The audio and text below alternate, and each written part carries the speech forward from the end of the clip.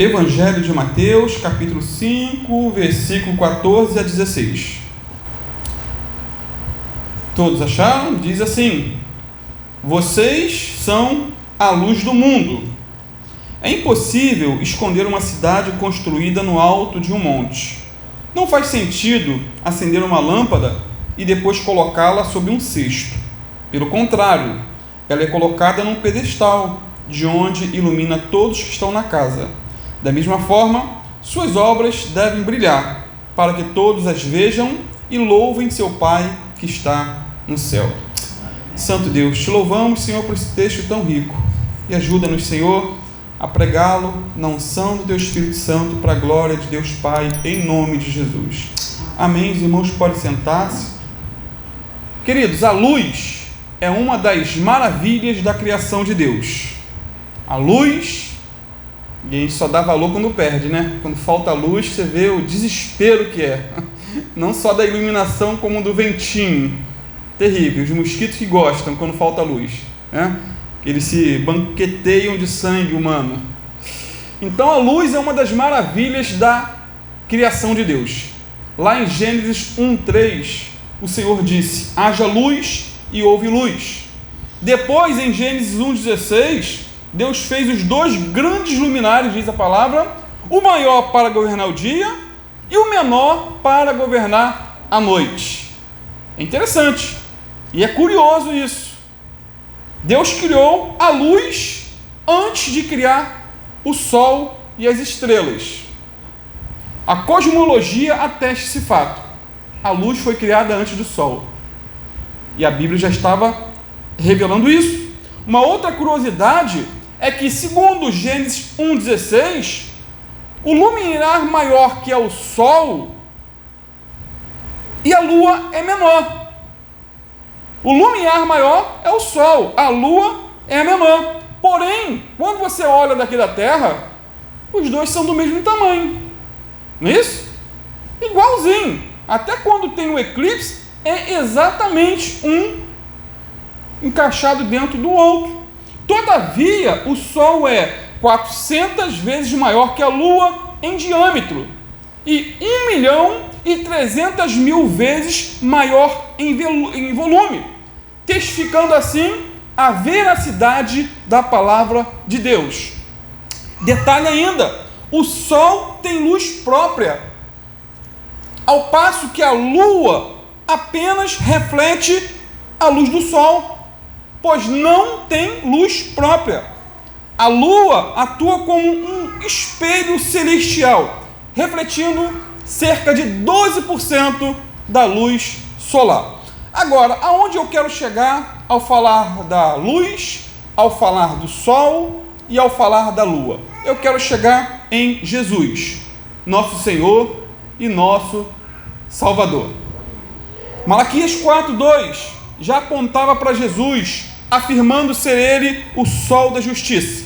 Diz assim Malaquias 4:2: mas para vocês que temem meu nome, o sol da justiça se levantará, trazendo cura em suas asas, e vocês sairão e saltarão de alegria, como bezerros soltos no pasto. Em João 8:12, Jesus afirmou dizendo que eu sou a luz do mundo. Quem me segue não andará nas trevas. Pelo contrário, terá a luz da vida. Vejam que interessante, queridos. Jesus é a luz do mundo. Quem segue a Jesus, como ele mesmo disse, não vive mais nas trevas. Não anda mais na escuridão, nas trevas da ignorância, na cegueira espiritual, que o mundo, diz a Bíblia, cegou o entendimento dos incrédulos. Enfim, quem segue Jesus tem a luz da vida. Sabe o que Jesus está dizendo aqui? Que quem segui-lo firmemente, sua vida vai brilhar, vai iluminar, não tem como se esconder. Por isso Jesus disse no versículo 14: vocês são a luz do mundo. Queridos, esse é o maior elogio que podemos receber, pois nessas palavras Jesus afirmou que somos o que ele é, o que ele mesmo afirmou ser. Olha que responsabilidade que nós temos. Jesus afirmou que nós somos o que ele mesmo afirmou ser. Ele disse que era a luz do mundo. E agora diz que nós também somos a luz do mundo. Você tem muita responsabilidade, eu também. Só que a luz que possuímos não vem de nós mesmos. Porém, mesmo não tendo luz própria como a lua, refletimos no mundo a luz de Cristo. Ele é o sol da justiça. Não temos luz própria, somos como a lua. Pois, assim como a lua depende do sol para brilhar, nós dependemos de Jesus para viver. Amém. Em João 15, versículo 5, Jesus disse: sem mim nada podeis fazer. Então, amados, quem segue a Jesus não anda nas trevas. Quem se converte a Jesus de verdade brilha nesse mundo de trevas. Quem já nasceu de novo, queira ou não, será visto, será notado, será reconhecido. Goste você ou não, você está exposto perante o mundo, no local do seu trabalho, na sua vizinhança, na sua família. Portanto, sorria. Você está sendo filmado. Fala para o teu irmão, sorria, você está sendo filmado. Agora, quais seriam as principais funções da lua? Da luz.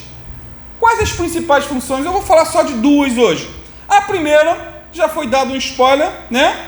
É ser vista por todos. Jesus disse aí no verso 14 que é impossível esconder uma cidade construída no alto de um monte. Amados, se naquela época, há 2000 anos atrás, não dava para esconder uma cidade edificada sobre o monte, imagine hoje em dia, com a luz elétrica. Não dá para esconder. Por exemplo, não daqui, mas lá de São Gonçalo, é possível ver a cidade de Teresópolis à noite, mesmo ela estando a aproximadamente 70 quilômetros de distância. Isso porque ela fica num alto monte. Jesus também disse no verso 15 que não faz sentido acender uma lâmpada e depois colocá-la sob um cesto. Pelo contrário, ela é colocada num pedestal de onde ilumina a todos que estão na casa. Irmãos, nenhum engenheiro faz um projeto de uma casa e coloca as lâmpadas no rodapé. Já viu? Imagine aqui, nessa igreja, pegar as lâmpadas e botar no chão. Que coisa ridícula que vai ficar. Ele coloca, o engenheiro, no teto e no meio de cada cômodo, para que ilumine toda a casa. Nós somos como uma cidade edificada sobre o monte. Nós somos como uma lâmpada que brilha no meio desse mundo escuro. Ou deveríamos ser. Em 2 Coríntios 3, 2, Paulo diz que somos uma carta conhecida e lida por todos os homens. O ímpio não lê Bíblia. Ele lê a tua vida, lê a minha vida, lê a nossa vida. Se você põe uma Bíblia debaixo do braço e diz que é cristão, está sendo filmado, está sendo visto, está sendo observado. Por exemplo, certo pastor passou o dia todo na praia com sua família. É fato, é história, com H e não com E. Ao seu lado tinha outra família. Eles não conversaram entre si. Porém, à tardinha, quando a outra família foi embora, disseram: fica com Deus, pastor, estamos indo. Ou seja, aquela outra família conhecia a família do pastor. O pastor estava sendo observado o tempo todo, durante todo o dia, porque não tem como esconder. Não tem. Já viu aquela plaquinha escrita sorria, como eu disse, você está sendo filmado? Essa é a realidade, é a nossa realidade diária. Então, amados, no reino de Deus não existe agente secreto a serviço do reino de Deus, ou do rei Jesus. Não existe, não existe cristão oculto, apagado, sem brilho, sem graça, sem luz. Pelo menos não deveria existir. Você já viu aquela história do soldado que ficou 1 ano no exército, 1 ano, e ninguém descobriu que ele era crente? Como que é possível ficar 1 ano? Depois que acabou o período, ele pediu para dar um testemunho na igreja e começou dizendo: gente, fiquei 1 ano naquele local, naquele antro de pecado, muitos viciados em cocaína, muitos viciados em pornografia, jogos, bebidas, mas eu consegui passar 1 ano inteiro lá dentro daquele antro de pecado, naquele inferno, sem ninguém descobrir que eu era crente. Na verdade, ele não era crente realmente, porque se fosse crente, todos iam descobrir, a luz dele ia brilhar, ele ia fazer a diferença.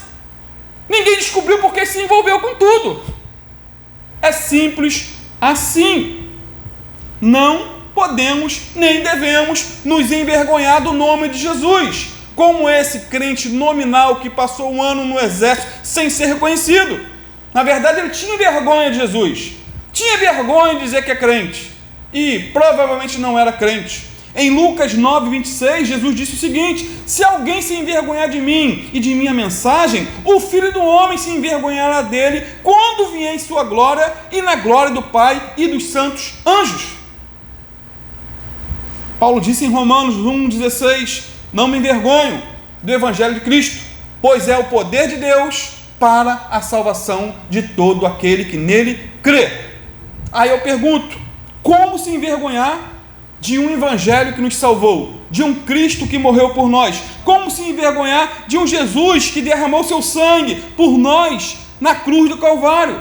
Como se envergonhar de uma verdade que nos libertou do império das trevas e que nos trouxe para o império de luz? Como se envergonhar de uma tão grande salvação? E eu te pergunto, na escola, no trabalho, quanto tempo leva para as pessoas descobrirem que você é crente? Outra pergunta: se você fosse preso por ser cristão, haveria provas suficientes para te condenar? Você é luz ou trevas? Você clareia ou escurece? Você é um agente secreto de Jesus ou um soldado que não se envergonha de Jesus por onde vai? Amados, não temos como nos esconder. Conta-se que um pastor, cansado de servir a Deus, existem pastores hoje em dia cansados de servir a Deus, que têm afundado sua vida na devassidão, e esse pastor decidiu ir para uma boate, desviou, empurrou o pé na jaca e foi para uma boate, curtir a vida. E tem muitos pastores fazendo isso ainda hoje. E ele ficou aí num canto da boate, meio sem jeito, assim meio como um peixe fora do aquário, porque o ambiente dele, costumeiro, era a igreja, era culto, adorar a Deus, ouvir a palavra. E ele ficou naquele canto, meio apagado, e começou a ver e mirar uma jovem, começou a cobiçar a jovem. Porém, a jovem, meio sem jeito, se aproximou dele com lágrimas e disse: pastor, obrigado por não desistir de mim. Agora eu sei o quanto você me ama, ao ponto de vir neste lugar me buscar. Aquela jovem era uma antiga ovelha dele. Não interpretou que ele estava olhando com um olhar de cobiça para ela. Isso foi milagre de Deus. Não tem jeito, nem se desviar aquele pastor conseguiu. Ali mesmo ele se arrependeu de sua loucura e voltou para os braços do Pai. E aquela jovem também se converteu. Filipenses 2,15 nos confronta dizendo: levem uma vida pura e inculpável como filhos de Deus, brilhando como luzes resplandecentes num mundo cheio de gente corrompida e perversa. Esse é o mundo que estamos vivendo. Um mundo corrompido, cheio de gente corrompida e perversa. E qual é a nossa missão? Brilhar como luzes resplandecentes. Amém, Jesus, ajuda-nos. Grande é a tua e a minha responsabilidade.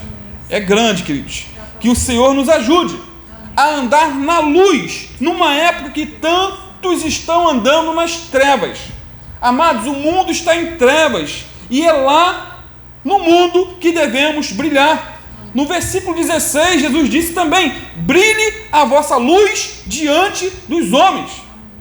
Amados, na igreja todo mundo é luz, na igreja todo mundo é crente, na igreja todo mundo é santo, na igreja, há o linguajar crentez. A paz do Senhor, vai tudo bem, glória a Deus, aleluia, louva, adora.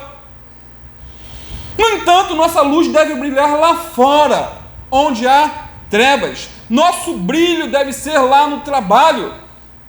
Nosso brilho deve ser lá fora, onde está encharcado de prostituição, de bebedeira, fofoca, mentira. É lá no salão de beleza, onde todo mundo fala de todo mundo, onde a fofoca corre solta. É lá que temos que brilhar, levar o evangelho de Cristo. E eu te pergunto, você brilha na escuridão desse mundo ou faz parte desse mundo de trevas? Queridos, só essa semana eu fiquei chocado, abalado com duas situações. A primeira foi de um pastor que estava para ser preso por não pagar pensão alimentícia a uma filha de 7 anos, fruto de uma relação extraconjugal. Isso me abalou muito, porque é um pastor que eu ouço e fico assim, de boca aberta, com a sabedoria, conhecimento, com a eloquência. E a outra, foi a descoberta do adultério de um outro pastor. Estourou essa bomba ontem.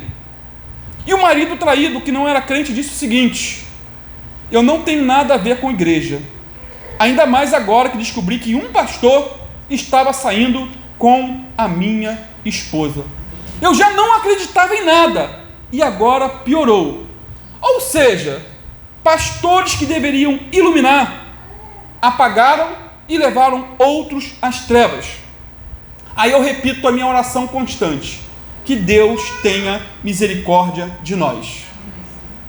Não somos melhores, como a Dani orou, não somos melhores.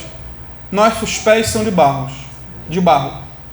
Aquele que está de pé, como foi o texto que eu li de manhã, aqui na introdução do culto, aquele que está de pé, cuide para que não caia.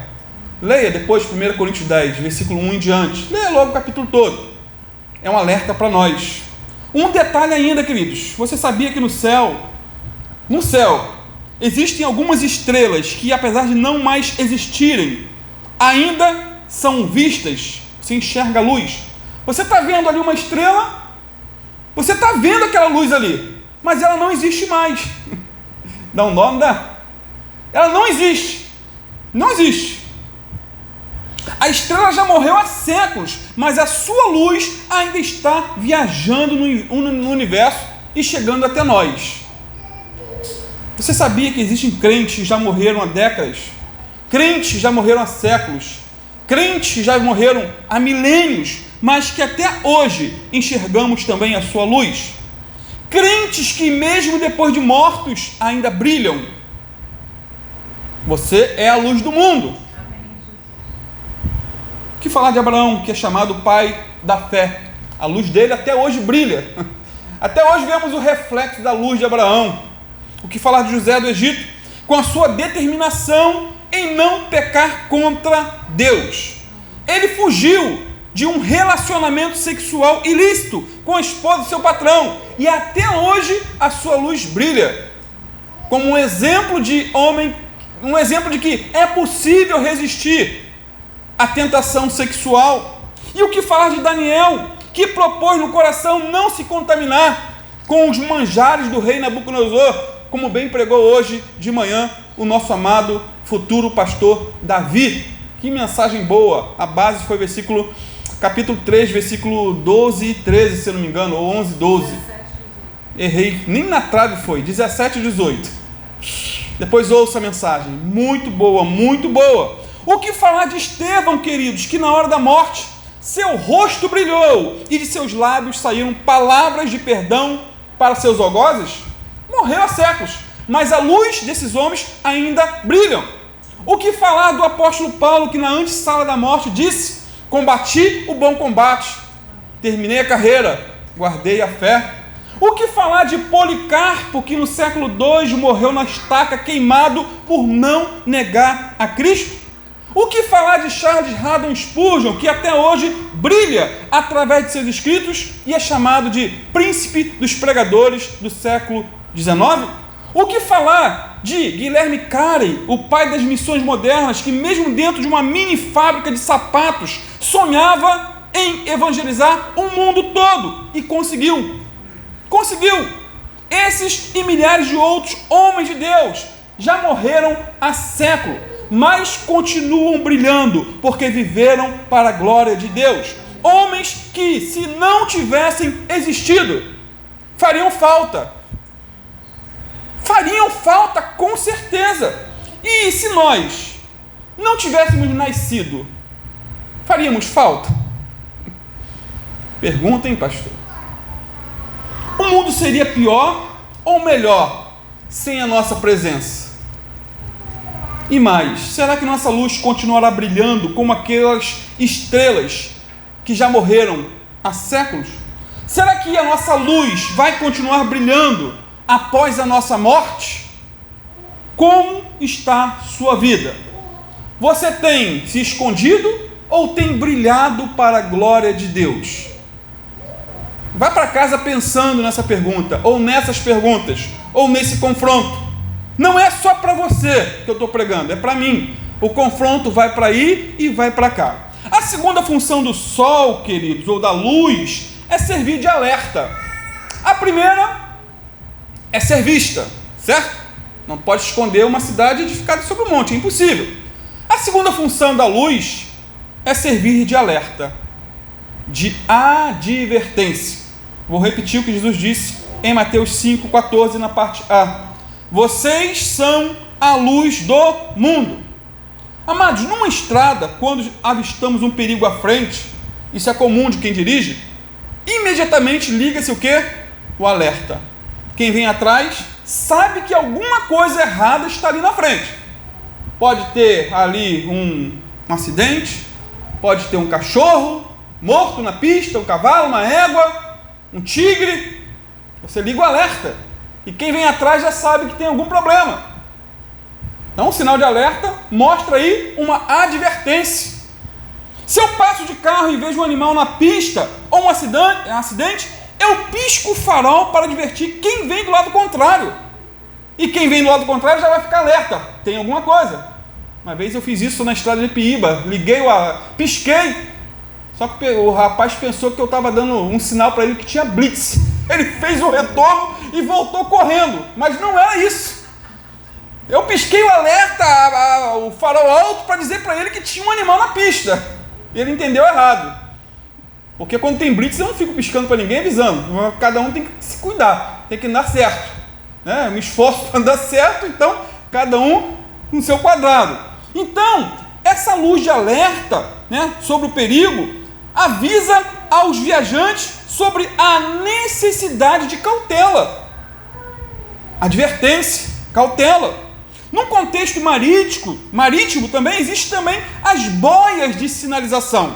Quando fala de mar, de praia, boias de sinalização. As boias com luz vermelha servem para indicar locais de perigo, obstáculos. Pode ser um iceberg, pode ser rocha, pode ser um local raso. Se um navio passar por ali, vai encalhar, vai ter problema. Então, luz serve também de alerta, de advertência. Da mesma maneira, a igreja exerce o papel de atalaia. A igreja mostra ao mundo o perigo grande e grave de viver desapercebidamente no pecado. Irmãos, temos uma missão delicada e difícil nesse mundo. Precisamos alertar as pessoas do perigo em que elas se encontram sem Jesus. Precisamos advertir os ímpios e os crentes meia boca que o inferno é real e não imaginário, lendário. É um sinal de alerta. Se somos luz, vamos alertar. Por exemplo, Jesus disse em João 5,35 que João Batista era como uma lâmpada que queimava e brilhava. Olha só aqui, que exemplo Jesus disse para João Batista. E ele, como uma lâmpada que queimava e brilhava, em João 5,35, ele foi uma luz de advertência para todos, tanto da época dele, como para nós hoje em dia. Ele proclamou em alto e bom som o seguinte lá em Mateus 3, versículo 10 e 12. Agora mesmo, o machado do julgamento está pronto para cortar as raízes das árvores. Toda árvore que não produz bons frutos será cortada e lançada ao fogo. Ele já tem na mão a pá, e com ela separará a palha do trigo, e limpará a área onde os cereais são debulhados. Juntará o trigo no celeiro, mas queimará a palha no fogo que nunca se apaga. Irmão, João Batista não enganou seus ouvintes e nem amenizou essa verdade. Ele disse aqui, sem fazer rodeios, que no julgamento final, os que creem de todo o coração serão juntados por Deus como trigo, é o que o texto diz, enquanto os pecadores serão lançados ao fogo, como a palha. Irmão, João Batista afirmou que os pecadores iriam queimar como a palha em fogo inextinguível. É um fogo que não se apaga, aí no versículo 12 do capítulo 3 do Evangelho de Mateus. Você sabe o que é fogo inextinguível? É um fogo que nunca se apaga. É um fogo que nunca cessa, que nunca se consome. Existem locais em nosso planeta em que as chamas ardem há séculos, incessantemente. Não sei se você sabia, mas existem locais em nosso planeta, literalmente falando, que as chamas ardem. Existe fogo inextinguível, que não apaga. Por exemplo, em Baba Gurgur, localizado no centro de um enorme campo de petróleo no Iraque, o fogo arde ali há milhares de anos e nada é capaz de apagá-lo. Isso não é história da carochinha, nem história de pescador. No Himalaia, outro fogo eterno arde em um templo. Suas chamas azuis são alimentadas por um gás natural que vem do santuário de rocha localizado no interior do templo. E o mais curioso é que a própria chama é adorada como se fosse um deus. Existe também a montanha Burningen, na Austrália, em que o fogo nunca se apaga. Os cientistas creem que esse é o fogo subterrâneo mais antigo da história, pois está queimando há mais de 6.000 anos. Não apaga, está queimando, direto.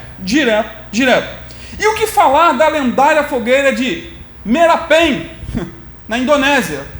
Dizem que suas chamas nunca se apagam, ardem até hoje, mesmo em meio a chuva, tempestade, vento, nada apaga essa chama. Por fim, queridos, um dos lugares mais tenebrosos do mundo está no deserto de Karakorum, no Turcomenistão, nome bonito, e é conhecido como Porta do Inferno. Existe esse lugar. O fogo nesse lugar queima desde a década de 1970, não apaga. Eu não estou contando para vocês fantasias do último filme de Hollywood.